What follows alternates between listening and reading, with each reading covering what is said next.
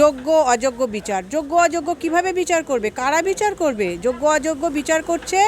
আমার বাড়িতে এসেছিল এক ভদ্রমহিলা, তিনি অঙ্গনারী চাকরি করেন।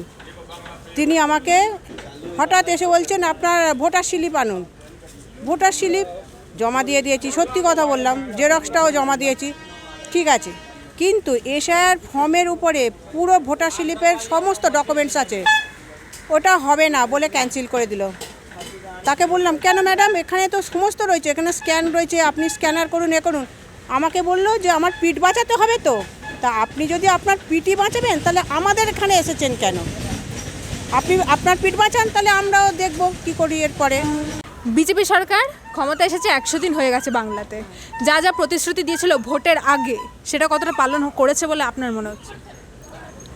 কোথায় কি পালন করেছে বলতে পারবো না, তবে আমাদের এদিকে চলছে সব কিছু মোটামুটি ভালো মন্দ সব দিক দিয়ে।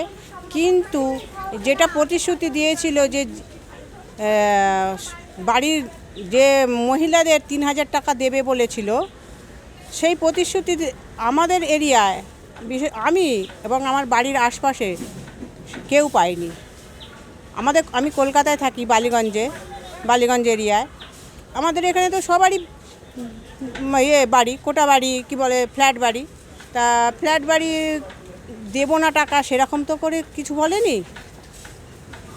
আর ফর্ম ফিল আপ করলাম, 3 ঘন্টা 4 ঘন্টা লাইনে দাঁড়িয়ে, অফলাইন অনলাইন সব কিছু করলাম, গাঁটের পয়সা খরচাও করলাম।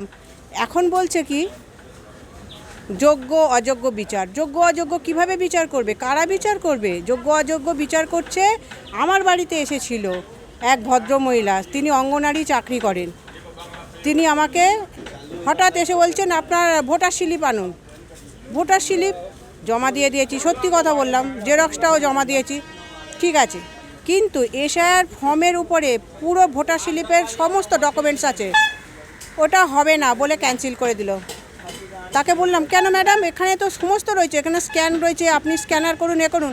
আমাকে বললো যে আমার পিঠ বাঁচাতে হবে, তো তা আপনি যদি আপনার পিঠই বাঁচাবেন তাহলে আমাদের এখানে এসেছেন কেন? আপনি আপনার পিঠ বাঁচান, তাহলে আমরাও দেখব কী করি এরপরে। এই বক্তব্য, আর কি বলবো।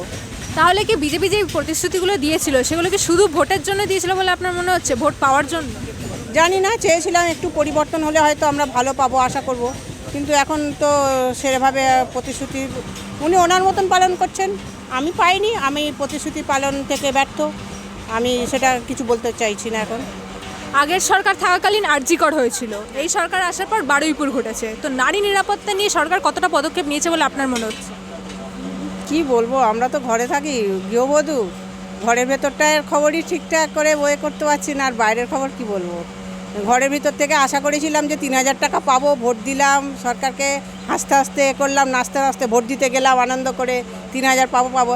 এখন যা করছে, কিছু মহিলা আছে তারা তাদের পিঠ বাঁচানোর জন্য করছে, আমরা হাঁ করে আছি, কবে পাবো এই আশায় বসে আছি। দেখা যাক কি হয়। কর্মসংস্থান নিয়ে আশা রাখছেন এই নতুন সরকারের কাছে? অবশ্যই আশা রাখছি, যে কর্মসংস্থান তো দেখছি চারিদিকে উদ্বোধন করছে, যদি হয় ভালো হবে, এই আর কি। 10-এ কত দেবেন সরকারকে?